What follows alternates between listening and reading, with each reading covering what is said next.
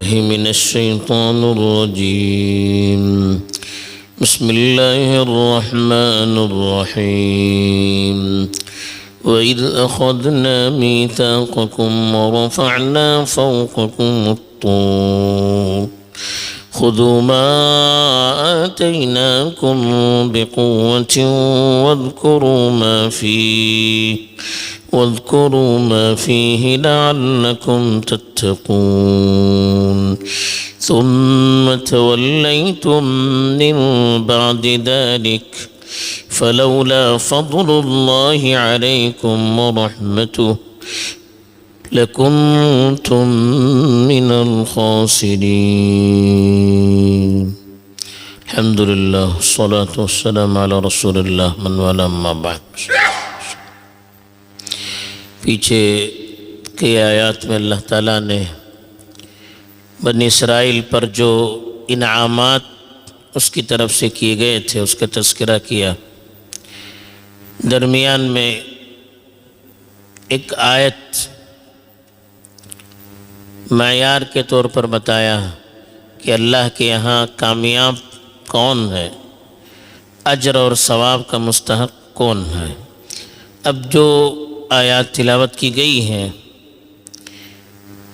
یہاں سے بنی اسرائیل پر اللہ کی طرف سے جو پکڑ ہوئی اور ان کی نافرمانی پر اللہ کی طرف سے جس طرح سے ان کی سرزنش کی گئی اس کا بھی تذکرہ کیا گیا ہے. مقصد صرف یہ ہے کہ اللہ کے نزدیک کسی قوم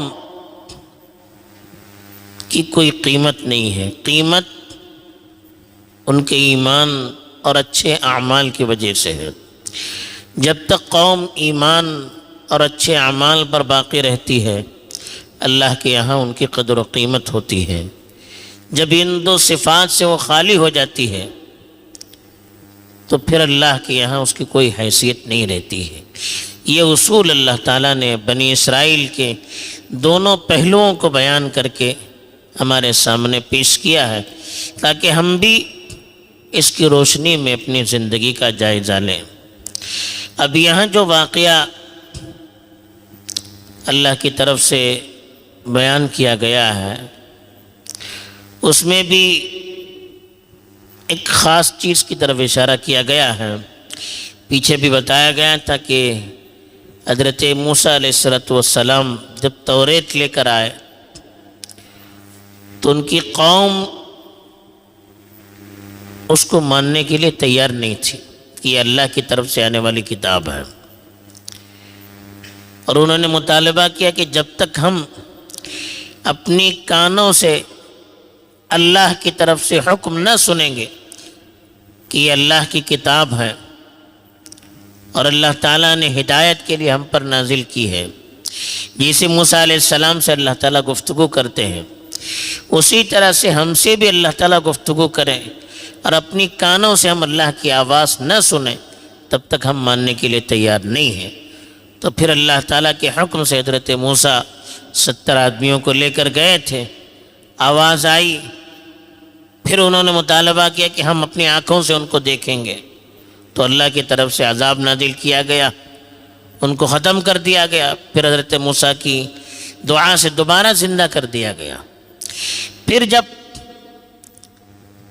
اللہ کے احکام پر ان کو عمل کرنے کے لیے کہا تو انہوں نے کہا کہ ہم عمل نہیں کر سکتے. بلکہ بعض لوگوں نے یہاں تک لکھا ہے کہ جب یہ لوگ اپنی قوم کے پاس واپس چلے گئے تو انہوں نے کہا کہ یہ کتاب تو اللہ کی طرف سے نازل کی گئی ہے اور اللہ نے ہم سے کہا ہے کہ جتنا تم سے ہو سکے اتنا عمل کرنا، جو چیز تمہیں مشکل ہو جائے اس پر عمل نہ کرنا. یہ اپنی طرف سے انہوں نے ایک جملہ بڑھا کر اپنی قوم کے سامنے پیش کیا. اب جب بھی ان کو کسی حکم پر عمل کرنے کے لیے کہا جاتا وہ کہتے تھے نہیں، ہمیں اللہ کی طرف سے کہا گیا ہے کہ جو آسان ہے اس پر عمل کرنا، جو مشکل ہے اس پر عمل نہیں کرنا، تو ہم عمل نہیں کر سکتے. تو دھیرے دھیرے انہوں نے اللہ کے احکام کو قبول کرنے سے انکار کرنا شروع کر دیا، تب پھر اللہ کی طرف سے ان پر زبردستی کی گئی کہ کوہ طور کو اٹھا کر ان کے سر پر لایا گیا۔ ایسا لگتا تھا کہ آسمان پر کوئی بادل ہے، اب گرا جاتا ہے ان کے سر پر، اور کہا گیا کہ اب مانتے ہو یا نہیں؟ کہا کہ نہیں، ہم مانیں گے۔ تب اللہ کی طرف سے کہا گیا کہ کتاب کو پوری قوت سے پکڑنا، پوری تندہی سے اس پر عمل کرنا۔ یہ زبردستی ان سے منوایا گیا۔ اب کوئی یہ کہہ سکتا ہے کہ دین میں زبردستی نہیں ہے، کیوں زبردستی کرائی گئی؟ دین میں زبردستی دین کے قبول کروانے میں نہیں ہے، لیکن ایک شخص نے دین کے احکام کو قبول کر لیا، دین کو قبول کر لیا، اب اس کے احکام کو ماننا ضروری ہے۔ نہ مانیں گے تو اس کو سزا ہوگی۔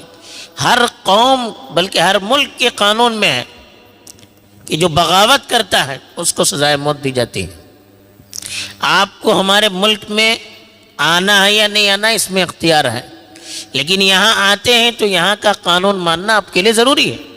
نہیں مانیں گے تو آپ باغی ہوں گے اور آپ کو سزا دی جائے گی، اور باغیوں کی سزا اکثر موتی ہوتی ہے۔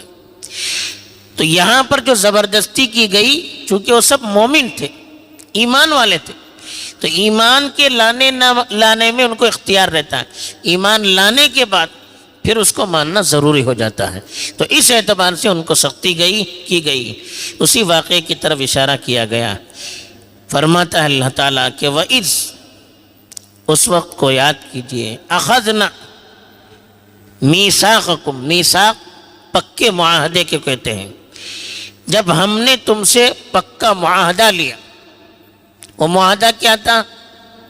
اللہ کی کتاب پر عمل کرنا چاہیے، جس طرح سے احکام دیے گئے ہیں ان احکام کو پوری طرح سے بجا لانا چاہیے۔ ورفعنا، اور ہم نے اٹھایا، فوقکم، تمہارے اوپر، الطور، طور پہاڑ، طور اصلاً پہاڑ کو کہتے ہیں، یہاں چونکہ الف لام کے ساتھ آیا ہے اس لیے مفسرین نے کہا ہے کہ کوہ سینا، سینا میں جو پہاڑ طور ہے وہ پہاڑ مراد ہے۔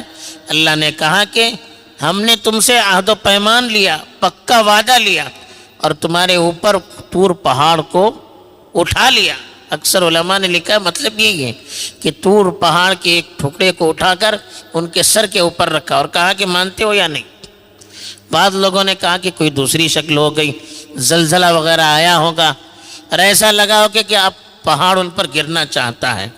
بہرحال اس طرح سے ان سے پکا معاہدہ کروایا گیا کہ کتاب پر عمل کرنا ضروری ہے۔ خذو ما، خذو آپ پکڑ لیجئے، ما اس چیز کو، آتیناکم جو ہم نے تمہیں دی ہے، بقوت پوری قوت کے ساتھ، یعنی جو کتاب ہم نے تمہیں دی ہے پوری طاقت اور قوت کے ساتھ اس کو پکڑیے۔ کا مطلب یہ ہے کہ اس کو پوری طرح سے آپ عمل میں لائیے، اس کو سمجھیے، اس کو پڑھیے، ایک ایک لفظ کو حل کیجئے اور اپنی زندگی میں اس کو لائیے۔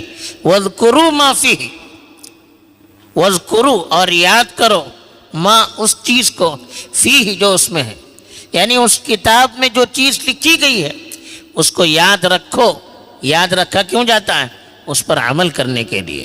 پوری محنت سے اس کتاب کی حفاظت آپ کو کرنی ہے، اور جو پیغام اس میں دیا گیا ہے اس پیغام کو یاد رکھنا ہے، اس کو اپنی زندگی میں لانا ہے۔ لعلکم، شاید کہ تم تتقون، بچنے والے بنو، یعنی جب یہ کتاب تم کو دی جائے گی، اس کتاب پر تم عمل کرو گے، تب اللہ کے عذاب سے بچ پاؤ گے، اللہ کی نافرمانی سے بچ پاؤ گے۔ اتقا، یتقی کے معنی بچنا، دور رہنا۔ تو اللہ کے عذاب سے بچنے کے لیے جو پیغام دیا گیا اس پیغام پر عمل کرنا ضروری ہے۔ لیکن کیا ہوا؟ ثم پھر تولیتم، تم پیچھے ہٹ گئے، تم نے منہ موڑ لیا، من بعد ذلک، اس کے بعد، یعنی جب اللہ تعالیٰ نے تم سے عہد و پیمان لیا، کوہ طور کو تمہارے سر پر لایا اور تم سے وعدہ لیا، اللہ کے سامنے تم نے وعدہ کیا کہ ہاں ہم پوری طرح سے اس کتاب پر عمل کریں گے، پھر تولا کے معنی منہ موڑ لینا۔ ثم تولیت من بعد ذلک، اس عہد و پیمان کے بعد بھی تم نے منہ موڑ لیا، اس پر عمل کرنا چھوڑ دیا، اس کتاب کی تعلیمات کو اختیار کرنا چھوڑ دیا، تب تو اللہ کی طرف سے عذاب آنا چاہیے تھا۔ لیکن اللہ کا تم پر احسان دیکھیے، فلولا فضل اللہ علیکم، اگر تم پر اللہ کا احسان نہ ہوتا، فضل اللہ کے معنی اللہ کا احسان، فلولا اگر نہ ہوتا فضل اللہ اللہ کا احسان علیکم تم پر، ورحمتہ اور اس کی رحمت، یعنی اللہ تعالیٰ تم پر رحم نہ کرتے، تم پر احسان نہ کرتے، یہ کیا ہے مطلب؟ یعنی اللہ نے تم کو توبے کی توفیق دی، تم کو مہلت دی، فوراً عذاب نہ لایا۔ اگر اللہ چاہتے تو جب تم انکار کرتے، عمل کرنا چھوڑ دیتے، فوراً تم پر عذاب لا سکتے تھے، لیکن نہیں، اللہ نے تم پر رحم کیا، تم پر انعام کیا، تم کو بار بار مہلت دی، چھوٹ دیا، توبے کی توفیق دی۔ اگر یہ اللہ کی طرف سے فضل اور رحمت نہ ہوتا، لکنتم، تم ہوتے من الخاسرین، نقصان اٹھانے والوں میں سے۔ خاسر کہتے ہیں نقصان اٹھانے والا۔ اگر یہ اللہ کا انعام نہ ہوتا، تم بھی ان لوگوں میں شامل ہو جاتے جو نقصان اٹھانے والے تھے، یعنی جن پر اللہ کا عذاب آ گیا اور جو برباد ہو گئے دنیا میں بھی آخرت میں بھی، ان میں آپ بھی شامل ہوتے۔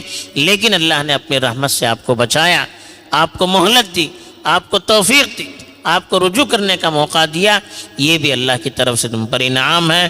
بہرحال یہ اللہ کی طرف سے بنی اسرائیل کو اپنا معاہدہ یاد دلا کر اور ان کی نافرمانی کو یاد دلا کر، اللہ تعالیٰ اپنی رحمت کا واسطہ دے کر ان کے جو باقی ماندہ لوگ تھے اس زمانے میں، بچے کچے یہود و نصارہ تھے، ان کو بھی اللہ پیغام دے رہے ہیں، اور سارے مسلمانوں کو بھی اللہ پیغام دے رہے ہیں کہ جو کتاب اللہ کی طرف سے دی جا رہی ہے اس پر عمل کرنا چاہیے۔ اگر عمل نہ کریں گے تو اللہ کی طرف سے عذاب آ سکتا ہے، اگر فوراً نہیں آتا ہے یہ اللہ کی طرف سے رحمت ہے، اس کی طرف سے چھوٹ ہے، تاکہ ہم رجوع کریں، اپنی غلطی کا احساس کریں اور دوبارہ اللہ کی طرف رجوع کریں، اس کے احکام پر عمل کریں۔ اس کے لیے اللہ تعالیٰ ہمیں موقع دے رہے ہیں۔ اس سے یہ نہیں سمجھنا چاہیے کہ اللہ تعالیٰ پکڑ نہیں سکتے ہیں، اللہ تعالیٰ پکڑنے پر اسی طرح قادر ہیں جیسے پرانے زمانے میں پچھلی قوم کو اللہ نے پکڑا تھا، اسی طرح سے ہمیں بھی پکڑنے پر قادر ہیں۔ اللہ حفاظت فرمائے اور صحیح طور پر ہمیں سمجھ کر عمل کرنے کی توفیق دے، آمین۔ وآخر دعوانا الحمدللہ۔